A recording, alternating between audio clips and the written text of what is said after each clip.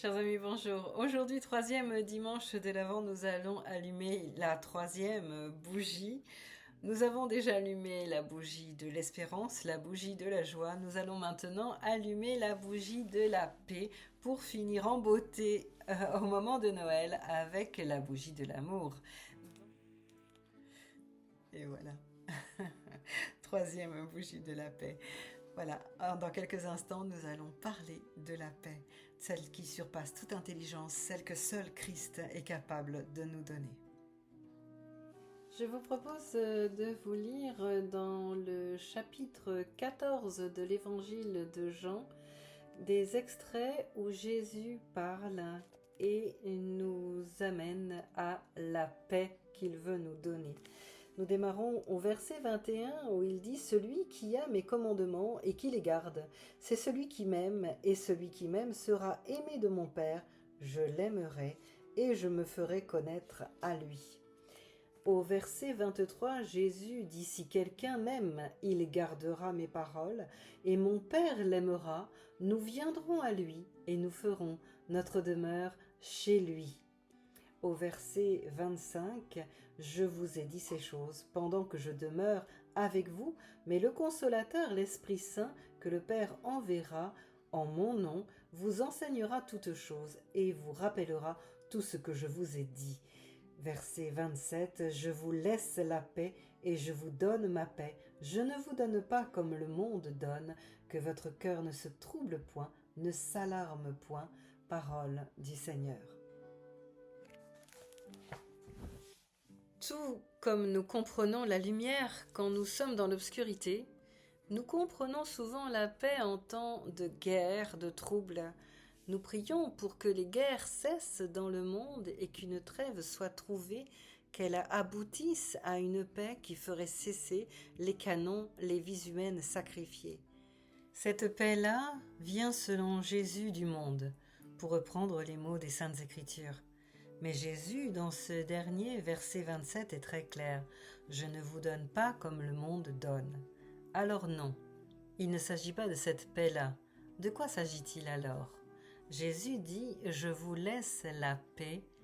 Il nous la laisse comme si elle pouvait toujours être là, quelles que soient les circonstances.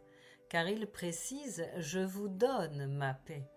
Alors oui, la paix de Dieu, c'est un don. Voilà pourquoi Jésus précise plus haut que ceux qui l'aiment et gardent sa parole, Dieu, son Père, les aimera.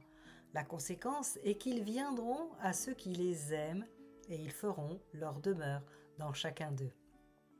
À cet instant, dans cette communion d'amour entre le Père, le Fils et toi qui aimes Dieu, tu les reçois en toi, au plus profond de cette communion, quelles que soient les circonstances de ta vie, tu reçois la paix. Jésus te donne sa paix.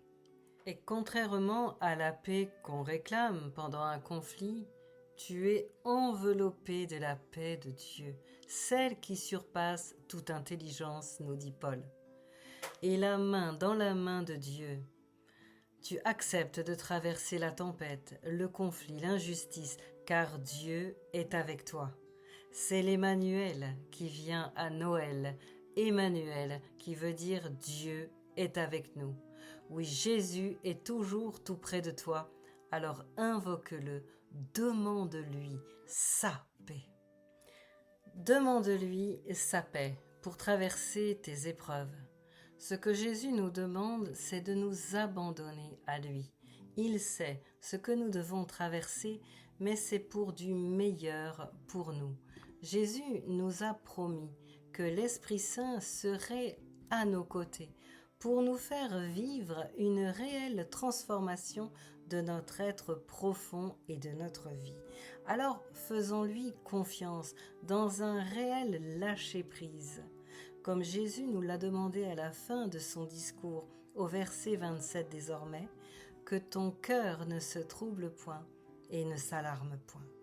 Ouvre simplement tes bras à l'amour du Père. Laisse entrer Jésus, ton Sauveur, dans ton cœur. Prends sa main, ferme tes yeux et dans un silence, dans un calme et une confiance en lui, laisse-toi envahir par sa paix. Que la paix soit avec toi. Tu ne le comprendras pas avec ton intelligence, mais tu sauras que Dieu est à l'action. Alors que rien ne bouge à l'horizon, tu sais au fond de ton cœur, parce que tu es enveloppé de cette paix qu'il te donne. Elle t'indique que ton combat n'est plus le tien, mais celui de Dieu. Entre tout simplement dans la paix du Christ et sois assuré qu'il est avec toi. J'espère que ce message t'aura permis de ressentir la paix de Jésus. C'est le but. Dis-le-moi dans les commentaires si tu veux bien. Juste, je reçois la paix de Jésus, je reçois la paix de Christ. Oui, j'ai reçu la paix. À dimanche prochain pour allumer la dernière bougie de l'Avent, celle de l'amour. Soyez richement bénis tous. Belle semaine à chacun et à dimanche prochain.